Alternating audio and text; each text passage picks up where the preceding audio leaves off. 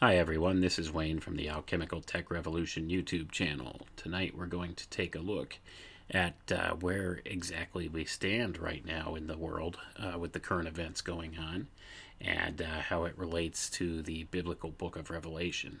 In fact, we're going to take a look at Revelation chapter 6 right now, which talks about the four horsemen of the apocalypse. And I'll draw some lines for people and make some correlations that may start to make some sense when you really look at the things that are going on in the world today. So let's go ahead and we'll read the scripture first, and then I'll break it down for you. Revelation chapter 6, starting at verse 1. And I saw when the Lamb opened one of the seals, and I heard, as it were the noise of thunder, one of the four beasts saying, Come and see. And I saw, and behold, a white horse, and he that sat on him had a bow, and a crown was given unto him, and he went forth conquering and to conquer. And when he had opened the second seal, I heard the second beast say, Come and see. And there went out another horse that was red, and power was given to him that sat thereon, to take peace from the earth, and that they should kill one another, and there was given unto him a great sword. And when he had opened the third seal, I heard the third beast say, Come and see. And I beheld, and lo, a black horse, and he that sat on him had a pair of balances in his hand. And I heard a voice in the midst of the four beasts say, A measure of wheat for a penny, and 3 measures of barley for a penny, and see thou hurt not the oil and the wine. And when he had opened the fourth seal, I heard the voice of the fourth beast say, Come and see. And I looked, and behold, a pale horse, and his name that sat on him was Death, and hell followed with him, and power was given unto them over the fourth part of the earth, to kill with sword, and with hunger, and with death, and with the beasts of the earth. And that was chapters 6 of Revelation, verses 1 through 8, and it describes the four horsemen of the apocalypse.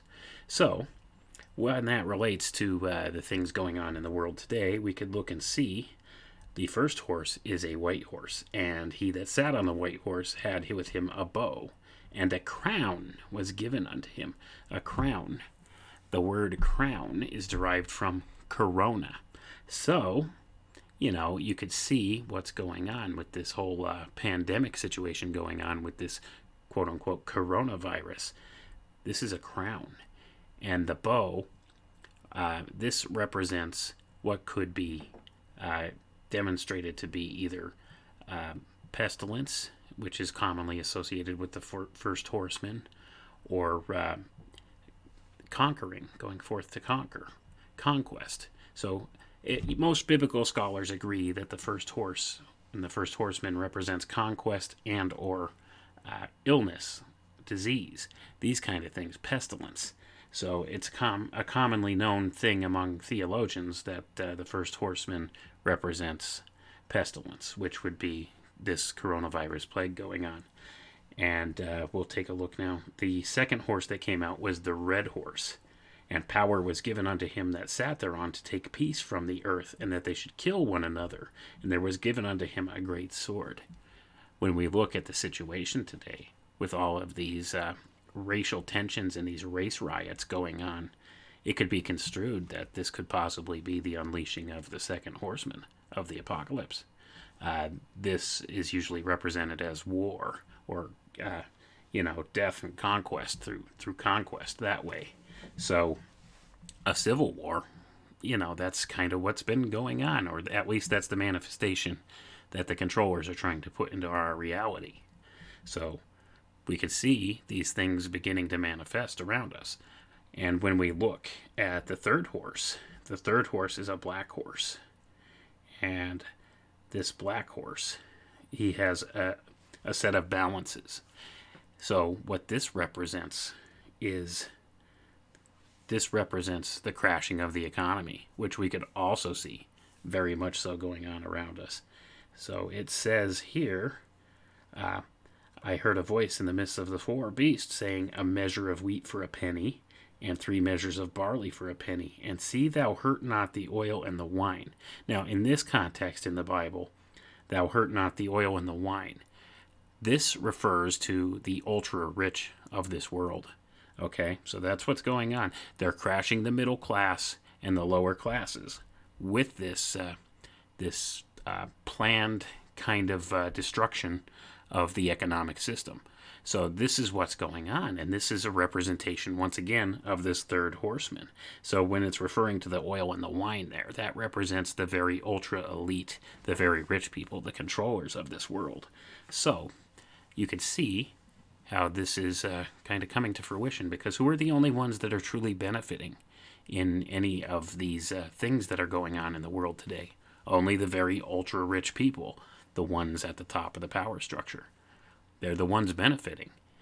So this is a perfect representation of the rider of the black horse. So we could see, it would appear right now in this stage in 2020, at least from an allegorical sense, it looks like we've seen the arrival of the first three horsemen of the apocalypse. So the only one that remains is the pale horse.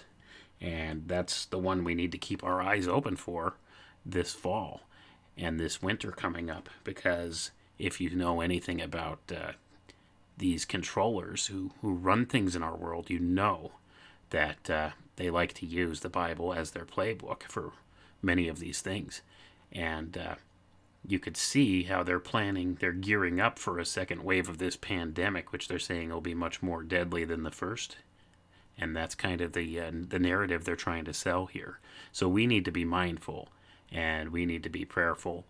Get yourselves, in a place alone with God, and, make your peace with God, and have peace of heart, because we have some more tough times ahead, and we need to get through these, and we can do this. We can still turn things around here, because we could see what's going on around us, and we just need to wake people up to what's going on, so that they could turn away from their wicked ways and say, you know what, we've had enough of this. We're not going to be infighting amongst ourselves anymore.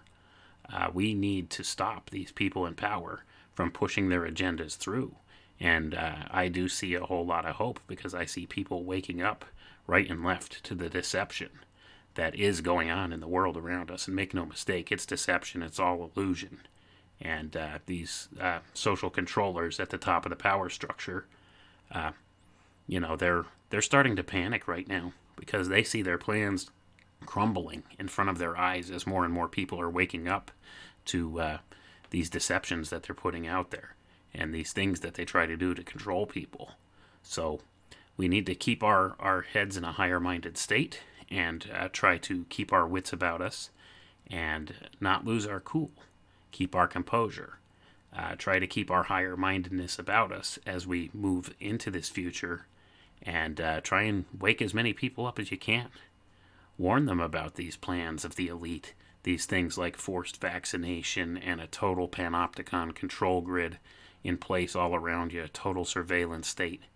That's what it is. It's mass slavery and genocide on a grand scale is what is in store for the world, unless we speak up and remove our consent from this system that those few elite people at the top of the power structure plan on putting in place.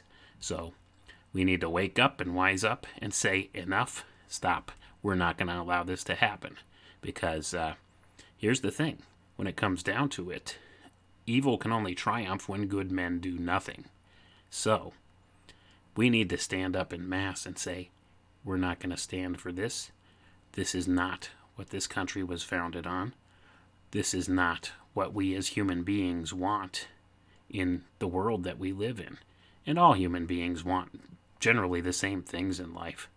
They want, just their basic needs met, and to be able to love and care for their families, and maybe have a few nice things, and just live their life without being hassled or bothered by, say, extreme government measures, or anybody just looking to waylay their lifestyle. And that's all we really want. So, when it comes down to it, all people are alike in that regard, regardless of skin color or race or religious bent, anything along those lines. So we need to all start just getting along and stop all this stupid infighting that you see online all the time.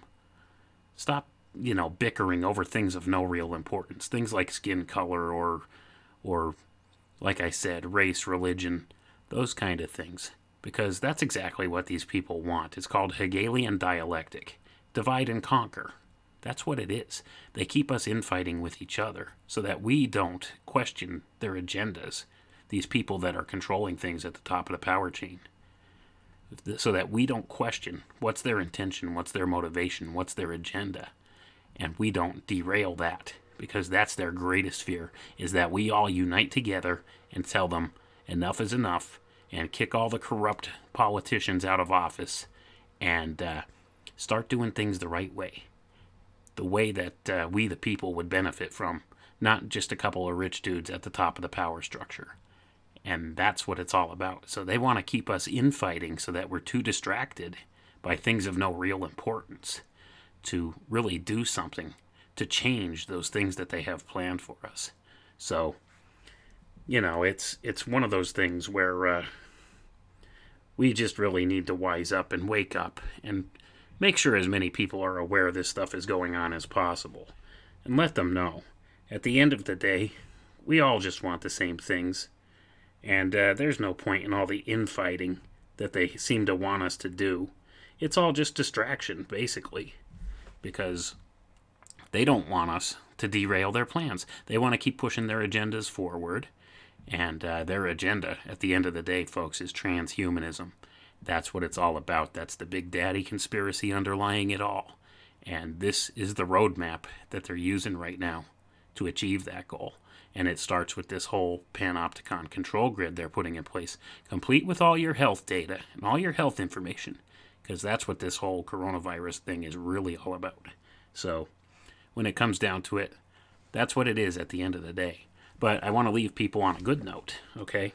So I'm going to read from Psalm chapter 2, starting at verse 1. Why do the heathen rage, and the people imagine a vain thing? The kings of the earth set themselves, and the rulers take counsel together against the Lord and against his anointed, saying, Let us break their bands asunder, and cast away their cords from us. He that sitteth in the heavens shall laugh, the Lord shall have them in derision. Then shall he speak unto them in his wrath, and vex them in his sore displeasure. So, there it is, folks. These clowns that think that they're the gods of this place, the Lord sits up in heaven and laughs at them. And that's what we need to keep in mind, and we need to start laughing at their foolish plans too, because they are not going to succeed in this total inversion of the natural order and this total takeover that they plan with this whole transhumanist goal. So keep the faith, guys. That's what I'm telling people lately, is just keep close to God, draw close to God, he'll draw close to you. Keep your faith in these things, and take a look at these people in positions of power, these quote-unquote elites, the ones that think that they're elites of this world and that they're actually the gods of this world. Look at them with pity, because they're really, really sad people when it comes down to it. And you could laugh at them as well with their pinky in the brain type schemes that they have going on. We're going to take over the world. Yeah, God sits back and laughs at them. We don't need to be afraid of these people. And that's exactly how they try to rule us and manipulate us, is through fear. And the main form of fear that they use is through media and propaganda. So turn off your TV, ignore it, laugh at it, because 95% of what you see on TV is all either staged or faked in one way, shape, or form. So that's the thought I would like to leave you with. Remember, he that sitteth in the heavens shall laugh. The Lord shall have them in derision. And that's what it's all coming down to. That's how it's going to end. They're not going to succeed. And we could look at them and laugh at their foolish schemes. We don't need to be afraid. Because you see, the Lord did not give us a spirit of fear, but of a sound mind. And if you're shuddering in a state of fear, then you're not really in a sound mind in that situation. So you need to keep track of that and make sure you're not living in fear, because that's not a godly spirit if you're living in fear. God didn't give us that spirit of fear. So don't be afraid. Be brave. Be strong. Speak out. Make sure as many people hear your message as they can, because we need to stand up now and say enough of the nonsense. Enough of this. This is not true. The things that you're pushing on us, they're not true. They're not right. They're not righteous. And they're not going to stand. And we're not going to stand for them anymore. So if we do that in big enough numbers, they'll have no choice but to capitulate. So anyway, guys, thanks for hanging out with me. This is Wayne at Alchemical Tech Revolution channel, signing off.